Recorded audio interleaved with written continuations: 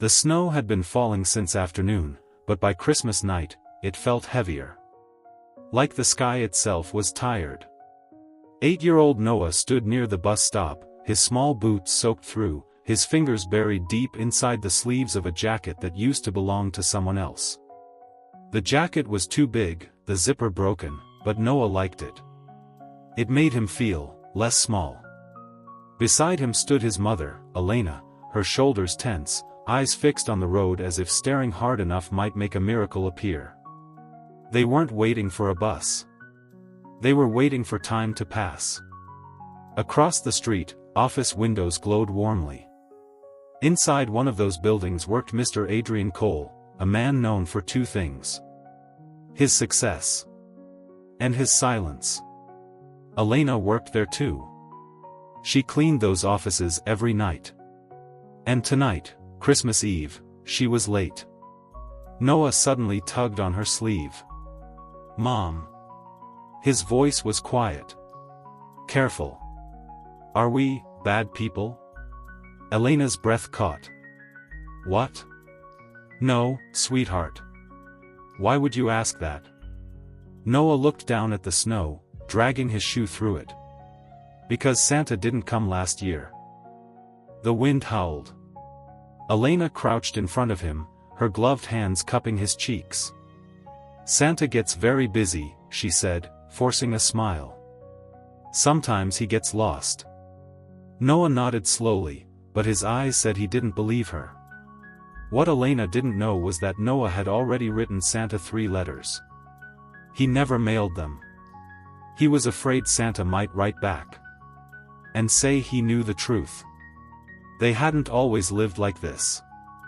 Once, they had a tiny apartment. A kitchen window that leaked. A door that stuck.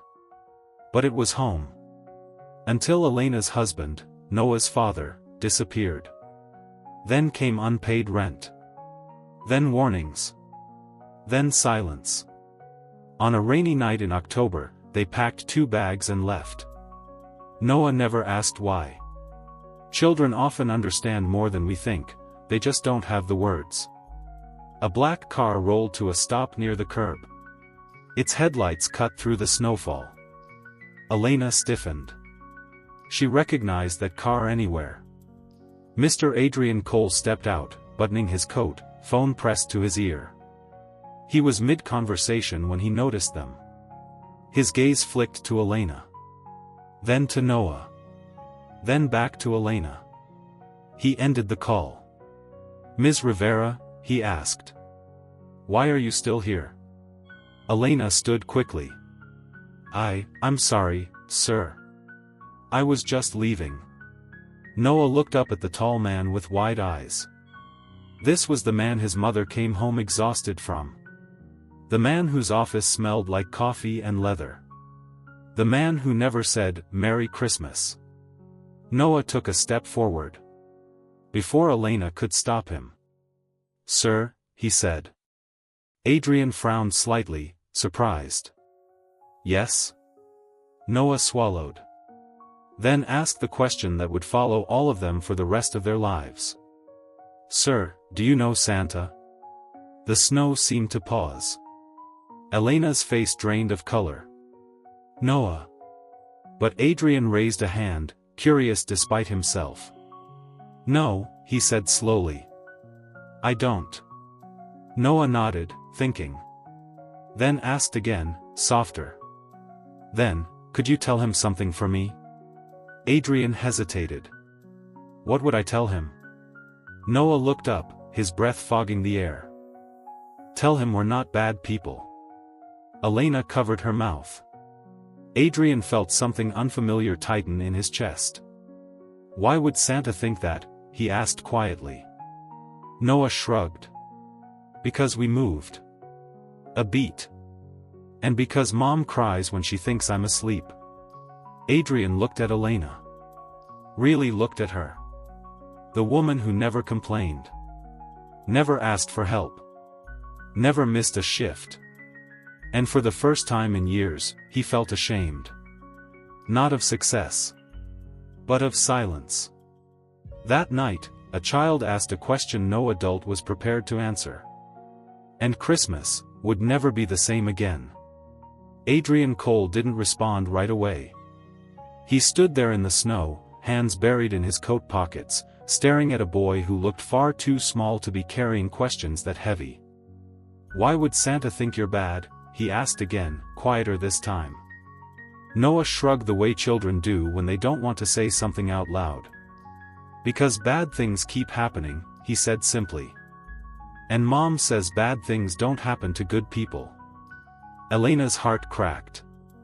She turned away, pretending to search for something in her bag, because if she looked at her son for even one more second, she would break right there on the sidewalk. Adrian noticed. He noticed everything now. "Ms. Rivera," Adrian said carefully, "are you all right?" Elena forced a nod. "Yes, sir. We're fine." It was the same answer she always gave. Fine. Not hungry. Not scared. Not sleeping on borrowed couches and bus benches. Fine. Adrian glanced at Noah again. "Where are you headed tonight?" he asked. Elena stiffened. "Home." Noah corrected her. "We're going to Aunt Rosa's. But just for tonight." Elena shot him a look. "I told you." "But you said not tomorrow," Noah said gently, as if reminding her of something she had forgotten. Adrian frowned. "Not tomorrow?" Elena swallowed. She could feel the truth pushing its way up her throat, begging to be spoken, but habits built over years don't break easily. "We manage," she said quickly. "I don't want to bother you." Adrian exhaled slowly. "You've never bothered me," he said. "That's the problem." Adrian Cole had built his life on one rule. Feelings complicate things. He paid fair wages. He followed the law. He donated to charities at the end of the year. That was enough. Or so he told himself. But standing there in the cold, watching a boy press his face into his mother's coat for warmth, something felt wrong about how clean his conscience had always been. "You work every holiday," Adrian said. "You take extra shifts. You never complain." Elena nodded. "I'm grateful." "No," he said. "You're surviving." The word hung between them. Surviving. Noah looked up. "Is surviving bad?" he asked. Adrian crouched down to his level. "No," he said honestly. "It just means someone hasn't helped yet." Adrian reached into his coat and pulled out his phone. "Where is your aunt's place?" he asked. Elena's eyes widened. "Sir, please." "It's cold," he said. "Let me drive you." She hesitated. Pride wrestled with exhaustion. Noah solved it. "Please," he said softly. "Santa likes helpers." Adrian almost smiled. The car was warm. Too warm. Noah relaxed immediately, his head resting against the window, eyes fluttering shut as the engine hummed. Elena sat stiffly in the front seat, hands folded in her lap. Adrian drove in silence for a moment. Then said, "You don't have to be embarrassed." "I'm not," Elena replied quickly. He glanced at her. "You're afraid," he corrected. She didn't deny it. "I used to have a life," she said quietly. "I had plans." Adrian nodded. "So did I," he said. "Then I decided plans mattered more than people." She looked at him then, surprised. The car stopped at a small, dimly lit apartment building. Elena didn't move. "This is it," she said. Adrian turned to her. "Is it?" She closed her eyes. "No," she whispered. Tears spilled before she could stop them. "Aunt Rosa moved months ago," Elena admitted. "We've been pretending." Adrian's chest tightened. "Where do you sleep?" he asked. "Wherever we can," she said. "Tonight?" "I don't know." The words shattered something inside him. In the back seat, Noah stirred. "Mom," he murmured. "Is this where Santa finds us?" Elena turned, her voice breaking. "I don't know, baby." Adrian gripped the steering wheel. This wasn't a donation. This wasn't a tax write-off. This was real. "I can't fix everything tonight," he said slowly. "But I can do something." Elena shook her head. "I don't want charity." "This isn't charity," he said. "This is responsibility." He started the car again. "Where are we going?" Elena asked. Adrian looked straight ahead. "To somewhere warm," he said. "And tomorrow, we talk." As the car disappeared into the snowy street, Noah smiled faintly in his sleep. For the first time in months, he dreamed of a door that opened. But what Elena didn't know, was that Adrian Cole was running from a past that looked a lot like hers. And tomorrow, it would catch up with him. The hotel lobby smelled like pine cleaner and fake cinnamon. It was warm, too warm for people who had lived in the cold. Noah's cheeks flushed almost immediately as he slipped off his jacket, his eyes drifting toward the towering Christmas tree in the corner. It was decorated in gold and white, perfectly symmetrical, like something meant to be admired, not touched. "Mom," he whispered, "is this a real tree?" Elena nodded, stunned.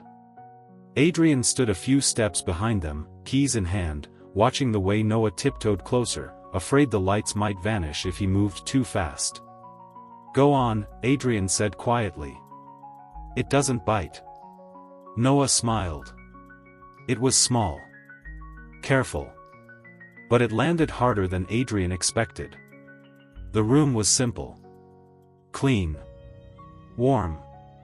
Noah crawled onto the bed fully clothed and fell asleep before his head touched the pillow. Elena stood there, staring at him. "I don't know how to thank you," she said softly. Adrian shook his head. "You don't have to." She hesitated. "You didn't have to do this." "I know." That was the problem. Adrian didn't sleep. He sat in the chair by the window, city lights flickering beyond the glass, a half-empty cup of coffee cooling on the table. The boy's words echoed in his head. "Tell Santa we're not bad people." He closed his eyes.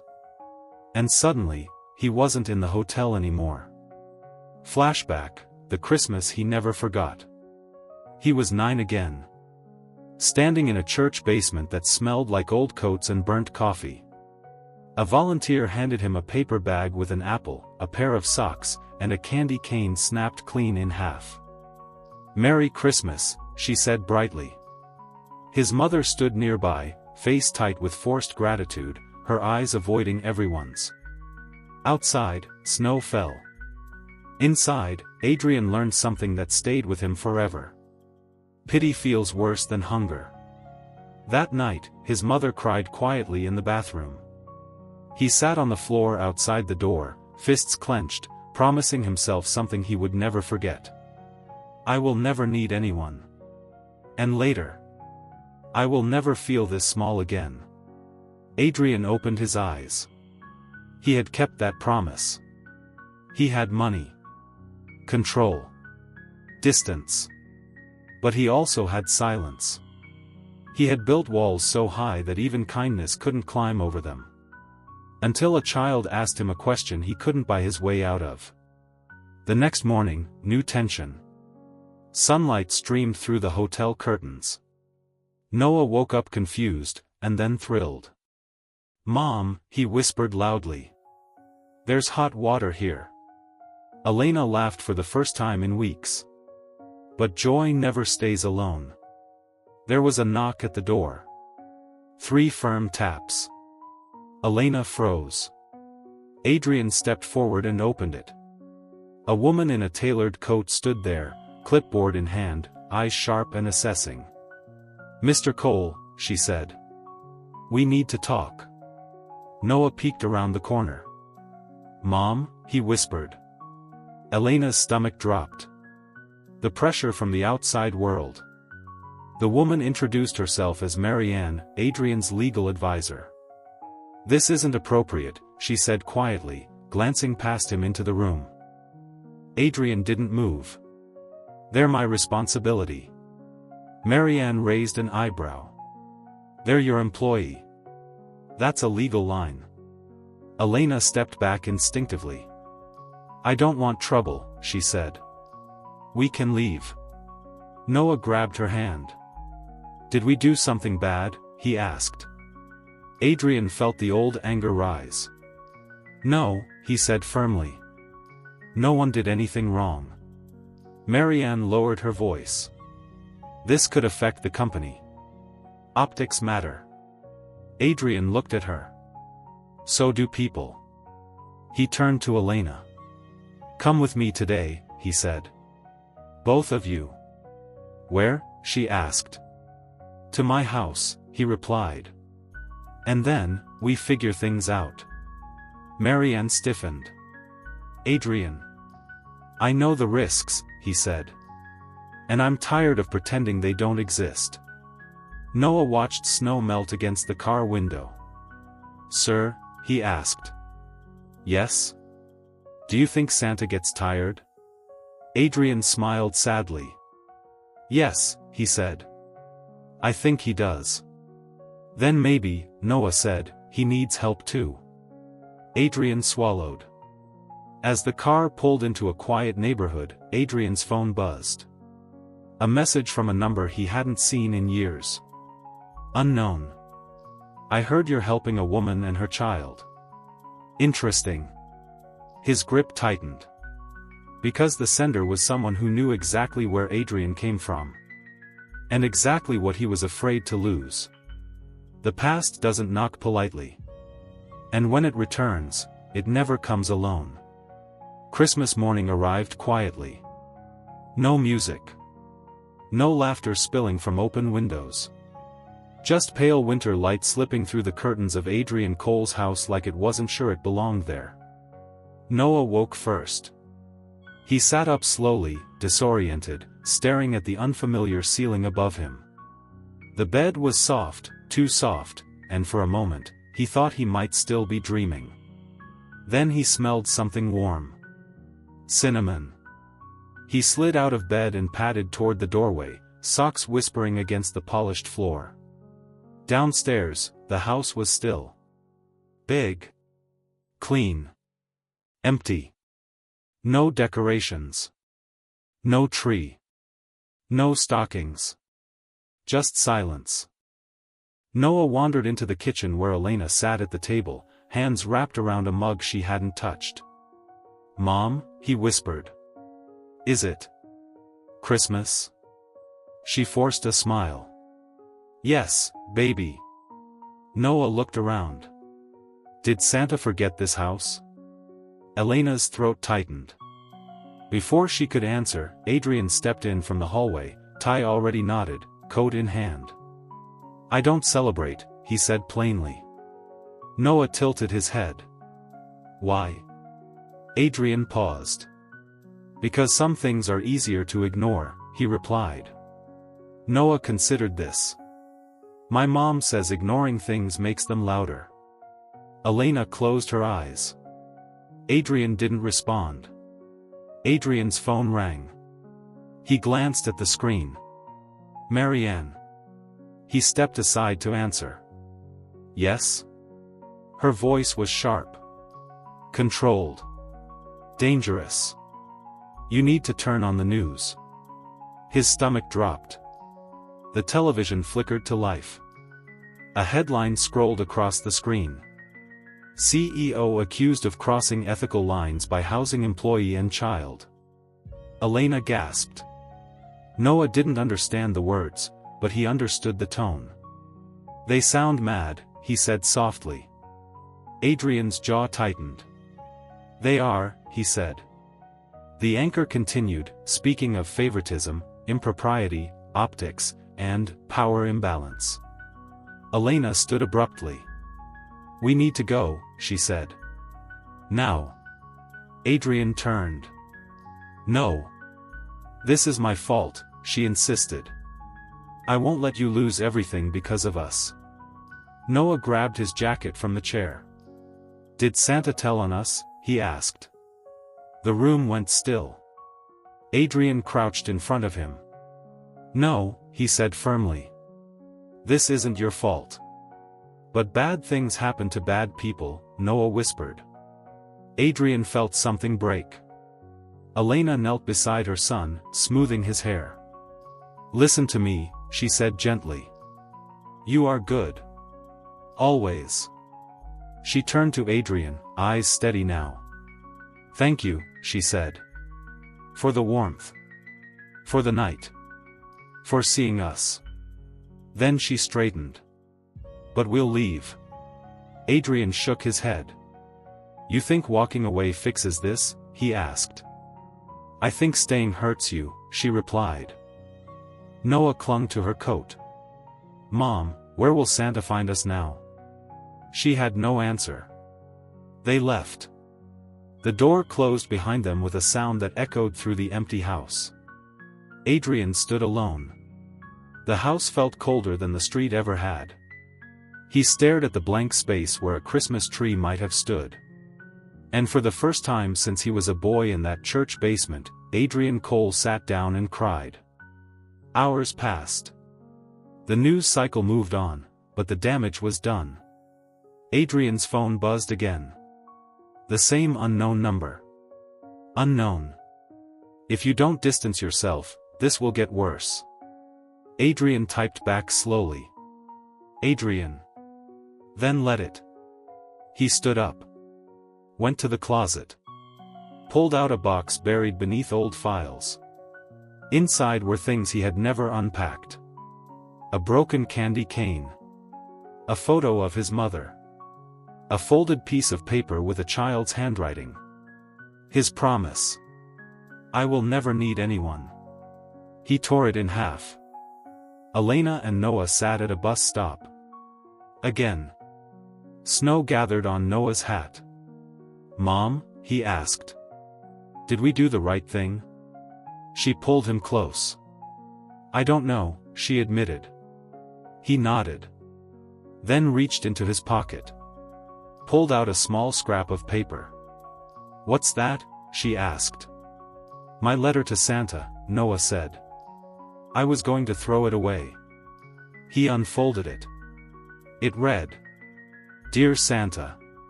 If you can't find us, it's okay. Please don't be mad at my mom. She's doing her best. Elena broke. Across the city, Adrian Cole put on his coat. Not to run. But to follow. Christmas morning passed without a miracle, but sometimes miracles don't arrive quietly.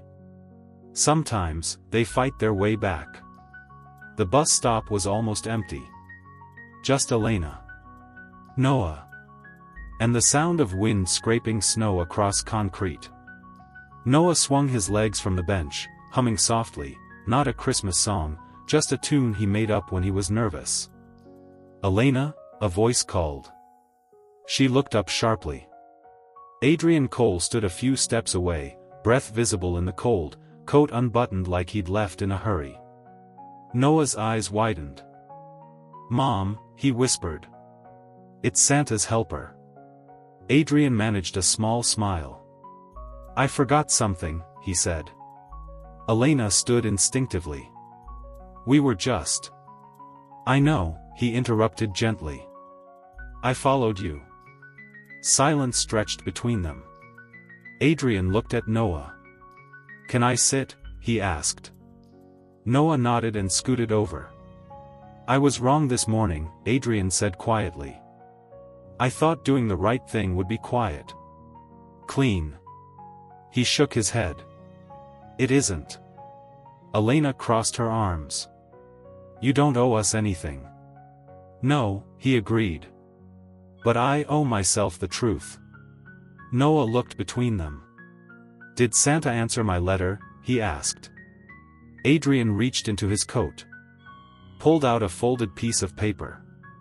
I think, he said slowly, he sent this through me. Noah opened it with shaking hands. Inside was not a toy. Not money. Just words. You were never lost. I just needed you to believe that you mattered. Noah read it twice. Then smiled. I resigned, Adrian said. Elena's eyes widened. What? Effective immediately, he continued. Public statement included. She shook her head. You didn't have to do that. Yes, he said. I did. He crouched in front of Noah. When I was your age, Adrian said, I learned to survive by becoming invisible. Noah listened carefully. But you, Adrian continued, reminded me that being seen is how people live. Noah thought about that. Then hugged him. Adrian froze, then returned it. Adrian stood and turned to Elena. I'm starting something new, he said. A foundation. Housing. Job placement. Real protection. He paused. I want you to help run it. Elena's breath caught. I'm not a charity case, she said. I know, Adrian replied. That's why I need you. Noah tugged on her sleeve. Mom, he whispered. This feels like a door. They stood in front of a small house. Nothing fancy. But warm lights glowed in every window. A tree stood inside. Decorated unevenly. Like someone tried, and wasn't very good at it. Adrian handed Elena a key. Not forever, he said. There was a knock at the door. 3 taps. Elena opened it. A woman stood there with a small boy. The boy clutched a backpack that looked too heavy for his shoulders. Elena knelt. Come in, she said gently. Noah watched from the stairs. The boy looked around nervously. Is Santa coming here? He asked. Noah smiled. Not like that, he said. The boy frowned. Then how? Noah thought for a moment. Then answered. Santa shows up when people stop walking past each other. Later that night, after the house quieted, Adrian stood by the tree, staring at the uneven ornaments. You know, he said softly, I spent most of my life thinking strength meant standing alone. Elena joined him. And now? And now, he said, I know it means standing still long enough to be found. She smiled. You were found, she said. He nodded. By a child who asked a better question than any adult ever had. Noah placed one last envelope under the tree. Elena noticed. What's that one? She asked. Noah shrugged. Just in case. She waited until he went to bed. Then opened it. Inside, written carefully. Dear Santa. Thank you for listening last year. Please don't forget people who are trying. And please remind the helpers that they matter too. Tears filled her eyes. The next morning, Noah found something new under the tree. Not a toy. A note. Santa was never one person. He was everyone who chose kindness when it was inconvenient. And this year, that includes you. Noah smiled quietly. No jumping. No shouting. Just understanding. Outside, the city moved on. Inside, warmth stayed. Noah hung a new ornament on the tree. It was simple. A small paper star. On it, written in his handwriting. We're not bad people. The camera pulls back. The lights glow. Snow falls. Sometimes the greatest miracle of Christmas isn't being saved. It's being seen. Just until you don't need it.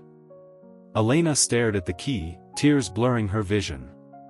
This isn't Santa, she whispered. Adrian shook his head. No, he said. It's people. Inside, Noah stood in front of the tree. There was one gift. A small box. For you, Adrian said. Noah opened it. Inside was a framed drawing. The three of them. Stick figures.